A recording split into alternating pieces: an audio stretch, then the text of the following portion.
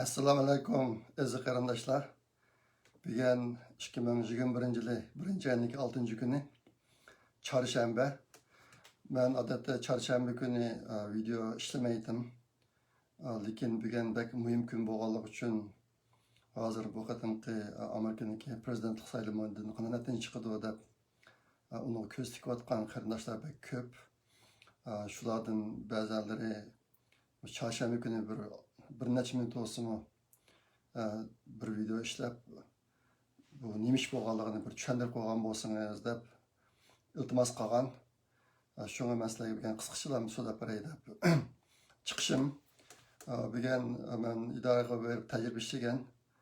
Tajriba ishlash jarayonida quloqimga nimani mikrofonni tiqib qo'yib va quloqni keyin aslida nima ishlar bo'lganligini anglab turdim butun kunduzi.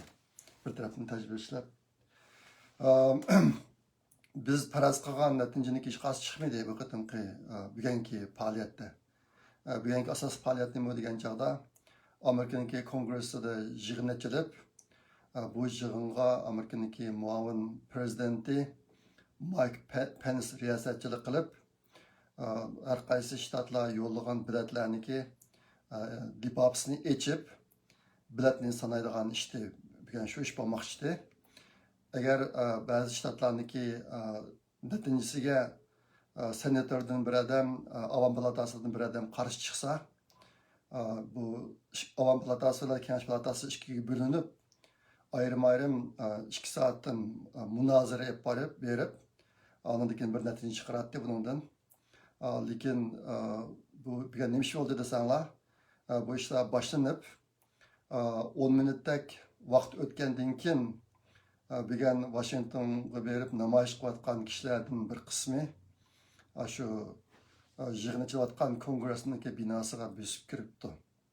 10 minutlik o'tgandan keyin 10 minutchilik bir qancha lipaplarni echib, ondan keyin arzonanligiga kelgan vaqtida Cumhuriyetçi partiyalardan bo'lgan Avam palatasi bilan Kengash palatasiniki a'zolaridan natijasi uni qarshi chiqibdi.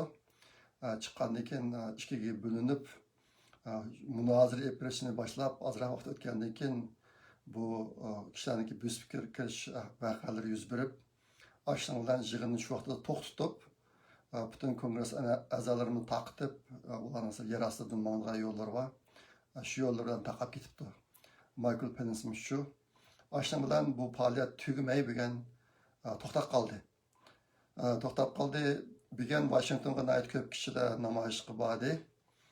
Zodi qancha odamniki borganligi aniq emas. Men aytganda ishqimong'ichilik Donald Trumpniki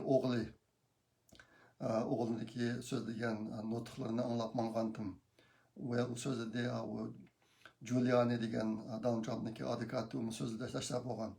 Ishqilib aslida bugun Pence'niki ikki tanlashi bordi.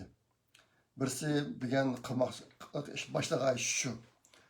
Agar kishilar qarshi chiqsa, u ikkiga bo'linib muzokaraga berib, oxirida ondan keyin qayta oxirida meniki tushunishimcha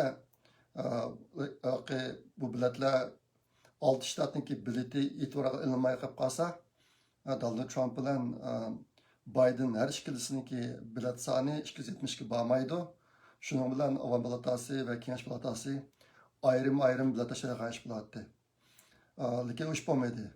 Yana bir chora Michael Pence'niki yana bir qonuniy huquqiy yig'inni boshlab bo'lgandan keyin buning ichidagi 6 shtatniki biletida saxtipazlik yuz berdi. Shunga biz buni qabul qilmaymiz. Bugungi bu lipap ochilgan ishni qilmaymiz. Shunga bu yig'indan taqaymiz. Shu 6 shtat qaytib ketib, biletlarni qayta qonunliklarni qaytadan sanab, yengidan bir qaror ilib, aklanglar yig'inni shu vaqtda qayta ochamiz deb kechtirsa bo'lar ekandik. Meniki tushunishimcha. Amerikaniki qonunda mashtax moddalar bor ekan. Aslida u ikkinchi tanlash Donald Trumpniki saylash uchun foydaliqdi. Lekin uni tanlamabdi. Pence to'g'riliq andishalar boshlangan bir 5 kundek bo'lib qoldi. Eng oldida nimaniki donliq advokat Linwood degan advokat Pence'ni xizmetidan istifa versin degan narsalarni Twitterga yozgan. 12 ayning 23 kuni Mike Pence bu nima 6 shtatniki netinisi inovatga ega emas. Şuna qaytadan qılınlar deb aslida şu çağdamı buyuradigan huquqi bor ekandik. U çağda jin turib olgan, faqat gap qilmagan bu ishlar to'g'riliq. Shu chog'da Linwood bu Pence'ni pensiyaga nima istifa bersin deb uni qarshi bir narsalarni qayta yozgan. 2 kunning oldida dan boshlab Donald Trump'mu biroz odamni uyg'u soldigan, endişe soldigan gaplarni qilishga boshlagan. Pence to'g'riliq. Pence meniki yaxshi do'stim, u ulug' odam, cho'qim biz jumhuriyatchilarga yordam qiladi, agar yordam qilmasa, men uni burundan yaxshi ko'rmayman degandek gaplarni deb boshlab qilgandi. Bugunki namoyish bo'lgan yerga Donald Trump beribdi, u yerda men xil uzun so'zlabdi bugun. So'zlagan chog'da ozroq umid kutib deb tikandik soat. Washington vaqti 1da boshlandi yig'in. Shu 1dan sal baldiroq berib, lekin Donald Trump'ın kutgan yeridan chiqmadi Michael Pence. Bu ishlar murakkabkan. Agar buningki oqib ko'rinishlarini to'liq tushunay deb izlansa kishilar biroz nima suiqasd nazariyasi berib qolgan yerlar ketib qoldi ekan. Bo'libmi Amerikada inglizcha deep state deydi ekan. Xitoylar joza degan deb tavatada joza degan sozliq degandek bir gap endi. Ashtaq bir guruh bor ekan, bir qora guruh. Bu guruh o'tganda men gapini qilgan Soro degan odam bor. Buning ichida lekin bu medialarniki Google, Twitter, Facebooklarniki boshliqlari degandek. Undan boshqa yana bir qism intan kuchli odamlar bor ekan. O'tganda men deganlarki bir guruh odam dunyoning tartibini qaytadan quraymiz deb ashtaq bir ish beryapti degan. Ular solchilar. Hozirgi eng solga borib yotadigan ishlar. Tünügüllerden tartib ba'zi manbalarda Mike Pence'nin shuniki bir a'zosikan degan bo'lib, Mike Pence Indianadan chiqqan, Indianada yuz bergan ajoyib ig'ir ahvollar bor ekan u yerda. Shuning ichida Mike Pence bor degan gaplar chiqyapti. Men bu gaplarni burun qattiq anglab boqmagan. Yangidan anglashim, zodi bu ishlar nerdan kelganicha uqmayman. Ishqilib bilgan Mike Pence'ning oldida ikki xil tanlash bordi. U kavobni ko'rmaydigan, zihim ko'rmaydigan birsini tanladi. Har ikkisi qonunliq, u qonunsiz emas, qonunliq. Ammo sal yumshoqroq yo'lni tanladi endi, o'ziga gap qolmaydigan yo'lni tanlab boshlangan bu ish buzib ketdi. Hozir endi yig'in davomli echildi ekan endi. Echildi ekan bugun Washington DC'da kaç saat 6'dan ertedigen saat 6'gıçılık nima deymiz curfew deb qo'ydi. Acaba isim kelmay ketdi. Men ishdan yangi gaplamaya chiqishim hozir kallam bir charchalik. Bir gap bor buniki. Kishilarni shu Washington DC'da to'plashib ish etishga yo'l qo'ymaydigan cheklayapti kishilarni sirtga chiqishini. Washington'da topluşup faaliyet yapışını çekiletti. Bugün kaç saat 6'dan ertedigen saat 6'gıçılık. Hazır bazarlardaydı. Bir bolsa kongres bugün keçide yine yığın asli keltiriş mümkün deydi. Hazır hem de DC'de adam bulmağalık için keçide asli keltirip bu yığın devam etiş mümkün deydi. Aslında mümkün bu işkiga bölünüp münazara kılışlığa işin uzunsuzluk giderdi. Sebebini mi desenler bir ştatda 2 saatten vakit vergende 6 ştatqa 12 saat vaqt ketadi. Aslida kishilarniki farzcha bu yig'in bo'lgan soat 1da boshlanib, kechacha davomlashishi mumkin. Bo'lmasa 6 shtatniki 6 shtat tugamaydi. 7 shtat o'tib qolsa 14 soat o'tib ketadi degan gap. Tugamaydi degan amaliyotda 10 minutlik, 15 minutlik bo'tlab to'xtab qoldi. Biroz kechada etish mumkin deydi, yoki bo'lmasa erta etish mumkin deydi. Endi bu yerda yig'in maydoniga bosib kirganlar hozir cho'ng medialarniki hammasiga qarasanglar bu yig'in maydoniga bosib kirganlar Donald Trumpniki qo'llovchilari ashular mustaq qanchalik buzg'unchilik ishlar shug'ullandi deb medialarda tashviq qilyotdi. Amaliyotda kishilar ideya bo'lib keyin qarasa bu yig'in maydoniga bosib kirgan kishilarniki qo'llariga Xitoyniki ay, bolqa nasrini chekib olgan odamlar ekan. Demek ular Antifa'nın adamı ki. Ben o gapni neçe anladım. O bisip kirgenler Antifa'nın adamı ki. Antifa'nın adamı Donald Trump'ni qo'llab, nima o'shaga yig'ilishga borganlarning orasiga kirib olib, oldi bilan shu soat birlar bo'lgan chog'da shular oldida bisib kirib, yig'in zaliga shuna qilib bu ishni to'xtab qo'yishiga majbur bo'libdi. Bu yerda ancha-muncha o'q etishmi bo'ldi deydi bir ayolniki bo'yniga o'q tegib qon oqayotgan ko'rinishi ham ko'rindi deydi, men uni ko'rmadim. Ishqilib afalmashlar bo'lib ketdi.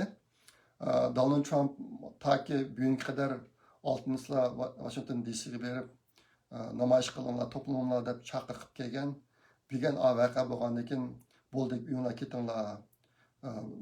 Tinchlik hamda muhim. Uyinglar ketinglar deb ashta chaqirib qilibdi Donald Trumpni. Ashta qilib bu ish oxirlashib qoldi. Endi bu ishning qolgan qismida davomlashishni bilgili olmaydi. Bundan boshqa yana ikki tadbir bor. Batı bunun birisini Texas'niki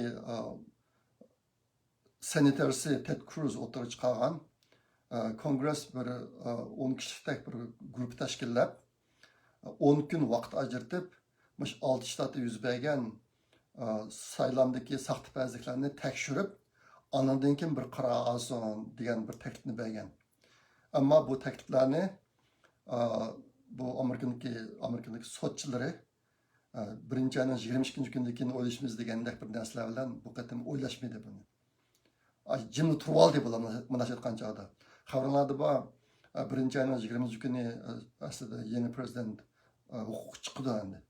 U chiqib bo'lgandan keyin 22 soatdan boshlab bu delollarni tekshirishga boshlasa, uning hech qanday qiymati yo'q. Bu qatim ajoyib ish bo'ldi. Nimadanki bu Oliy sudda 7 odamlar bor, sizlarning xabarlarda bor. Ularniki aslida to'rti liberal. Ondan nima üçü solchilar ashtaraq kanduq. Bu 4 odamniki birisi o'tgan saylandi ayol. Uni Donald Trump shunda qo'llab chiqargandi. Qolgan uchini McConnell degan ayol Xitoy senatorlarniki boshlig'i ko'rsatgan ayni vaqtda. Shu aqliq chiqqanlar ekan, uni shu Trumpga shu odam ko'rsatgan ekan. Bu qatim bu 4 odamlarniki hammasi degidek asosan osili qildi Trumpga. Trumpniki dilolarini qat'iy qabul qilmaslik qarorini olgan vaqtda bularning hammasi shu qatorda ovoz berdi endi. Ashta qilib ular da qo'yib ketdi, Michael Pence da qo'yib ketdi. Qolgan yana bir qism nima Cumhuriyetçi Kongressning cho'ng odamlari, masalan, McConnell shu hammasi Biden tarafga o'tib ketdi. Bu qatim shu bilatni sanashga qarshi chiqamiz degan senatordan aran 9 odam chiqdi. 9 odam, jami 50 senator bor, Cumhuriyetçi partiyalarniki. Qolganlar jim turib oldi. Ashuna qilib bu Donald Trumpniki kuni intayin bir tas ahvolga tushib qoldi hozir. Shunga bu Ted Cruz'niki chorasimi o'tib mangmidi. Aslida Amerikada mushqatimga saylan bir haqqoniy bo'lsin deyilsa, shu 10 kun shu taklif eng yaxshi taklifdi. 10 kun tekshirib 6 shtatni. Zodi bu nima saxtapazlik ishlari nerdan kelganchilik, qancha bilan saxta bo'lgan degan narsalarni aniqlab, ondan keyin qaytadan bir yakun chiqarib, qaytadan shu asosda Amerikaning prezidentini saylagan bo'lsa, agar Biden chiqqan taqdirda nihoyatda ko'ngli to'q, faxrlanadigan bir prezident bo'ldi. Hozirgi ahvolda unday ahvol mavjud emas. Nima saylamdagi saxtapazlik ahvoli intayin og'ir. Buni chet eldagi qarindoshlar ancha bilmaydi. Nima deganda, hozir cho'ng medialarning hech qaysi Amerikada yuz bergan saxtapazliklarni bermayotdi. Hatta Dominon degan mashinani Xitoylar chiqargan ekan yaqinda. U narsalarni oshkorlanayotdi hozir. Chiqargan ekan. Ashta boshqa bu ishlarning hech qaysi cho'ng medialarda yo'q. Cho'ng medialar taki yaqin qadar birinchi saqchi bo'lib kelgan Amerikada. Bira jinoiy ishlar, qilayotgan ishlar, axloqsiz ishlar yuz bersa, cho'ng medialar oldidan pash qiladi ko'pincha vaqtlarda. Ondan keyin saqchi o'rinlari FBI qatorliqlar tekshiradi. Hozir bo'lsa bu cho'ng medialarniki hammasi ajoyib, inson tasavvur qilolmaydigan, Amerikaga loyiq emas bir holatga kelib qoldi. Ashta bu boshqa sirtki qarindoshlar rasafani bilmaysizlar. neymiş bo'lganligini. Tünögün Georgia'da 2 senatorni saylash saylimi olib berildi. Onun 4 nomzodi bor ekandiq. Kandidati ikkisi demokratchi, ikkisi cumhuriyetçi. Bu qitimki tünögü saylamdimi? Trump'taki bilan o'xshash ish bo'ldi.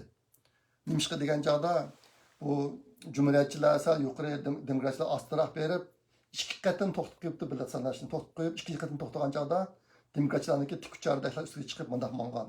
Bilatdan sani. Donald Trump'daki saylimida Georgia'da qanday ahvol yuz bergan bo'lsa, maqatimki senatorning saylimida o'xshash yuz berdi. Şu o'xshash takrorlandi hozir. Ahvol shundoq. Aşağı bo'g'ashqa bundan keyin qanday bo'ladi? Ya yan bir tadbir bor bu yerda qo'llanmagan. Donald Trump harbiy holat yurgizib, bu qatim saylamga chet el hokimiyati aralashganlik uchun shu qonun asosida harbiy holat yurgizib, jinoyatchilarni tutib bir taraf qilib, saylamni qaytadan ep berib, boshqa qilib bu ishni tuzlayoladi. Lekin bu to'g'riliq hozir hech qanday shart yo'q. Qonun jihatdan bu mumkin. Burun qilinib boqqan bunday Amerikan tarixida. Lekin hozir bu jihatda hech qanday ish bor emas. Donald Trump deganmi, kishilar ketinglar, tinchlik hamidan muhim deb, anday gaplarni debdi. Bu jihatda tadbir qo'llangan hech qanday bir alomat yo'q. Shunga ahvol shundoq. Ondan hozir bugun oshkorlangan yana bir narsa, Bidenning o'g'li Hunter Biden'niki kompyutersidan Xitoy Biden uchun tuzib bergan bu qatimki saylamda o'tishniki strategiyasi yozma shaklda chiqibdi shu kompyuterda. Xitoylar bu qatimki saylamda qanday qilganda Bidenni utalaydi degan narsalarni to'g'riliq adamlashtirib tadqiq qilib maxsus yozma shaklda yezib Bidenga o'tib bergan ekan. Bu narsa shu Hunter Biden'ning kompyuterisidan chiqibdi. Bu ahvolni men bugun oldim. Şuna ahval shundoq. Hozir endi buni keyin bugun ertadan boshlab yana qanday ish bo'ladi uqilmaydi. Ahvol biz umid qilgandek, biz bo'ladi degandek chiqmadi hozirga qadar. Shunga buni keyingi ahvollarni kuzatishimiz kerak. Bugun sizlarga mushunchalik deb qo'yay. Shaxsan men hozir mundayman, butun ko'nglim dakki-dukkida ashtaq o'tyapman. Men ish qada olib ketadi. Nimishqa degan chog'da Uyg'urlarni manfaati uchun bu qatimki saylamda kim tutib chiqadi degan narsa bak muhimdi. Dunyoning manfaati uchunmi ham shundoq. Dunyo yorug'likqa qarab maqamdi yo qorong'ulikqa qarab maqamdi degan mushu savolning javobi mush qatimki saylamning natijasini qanday bo'lishidan chiqadi. Diqqat qildinglar, ehtimol necha kun oldida Yevropa Birligi Xitoy bilan mablag' kelishimnomasi tuzdi. Hozir shuncha jiq ishlar pash bo'lib Uyg'urlarning haqida, Uyg'urlarning qo'l ishchiligi, lagerning kengaytirilganligi, turbining kengaytirilganligi, tutilayotgan Uyg'urlarning to'xtamay yana ko'payib minayotganligi, mushu to'g'riliq shunchalar jiq isbotlar chiqmasa, Yevropa Birligi yana Xitoy bilan mablag' kelishim tuzdi. Bu ahvollar odamni yurgini etishtirmay qolmaydi, dunyo nima bo'lib ketdi degan bir masalada. Endi agar hozir Donald Trump mushu sohada dunyoga bir yo'riq akildigan bir tarafga vakillik qildigan odamti bu. Shunga bu odam chiqmasa endi nurg'un kunimiz bor.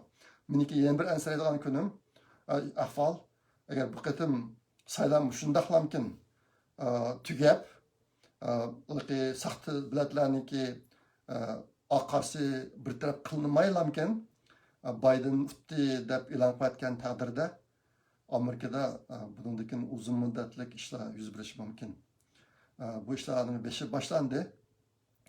Senatorlardan birinchi bo'lib chiqqan Holly degan bir senator bordi. Men bu qatimki 6 shtatniki bildiga qarshi turman deb e'lon qilgan. Oldingi kunisi haqla uyning qashidan mashina haydab ketib etib, uyga o'q etibdi. 5 paydak o'q kirib uyga, qizning uyiga kiribdi. Ayoli tuqqili ishga olib ekan, ishga qizi bor ekan. Aşağı o'lib o'q tegibdi. Tünen keçim oyunu antifan adamları berip işlerinde vaqirab qilib uyga kirmoqchi bo'lib boshlashlarni qilyotdi. Hozir endi bugungi yig'in maydoniga antifan adamlari bosib kiribdi. Endi Donald Trumpni qo'llaydigan Amerikada We the People, biz xalq deydigan bir guruh shakllanyapti. Buning ichida partizanlar guruhi deb guruhi bor. Bular Amerikada burun askar bo'lib, keyin askarlikdan qaytgan askarlarni hammasi qurollari bor. Bular agar Amerika hukumati saylovni haqqoniyat bo'yicha adolatli ilib bormasa, biz ishni o'z qo'limizga olamiz deb ular jakalayotdi. Bugunmi shu Washington DC kirib so'zlaganlarcha mushlarni odamlari bor. Ular ishni qo'liga olamiz degan gapning ma'nosi nima? Uni o'zingizlar tasavvur qilsangiz bo'ladi.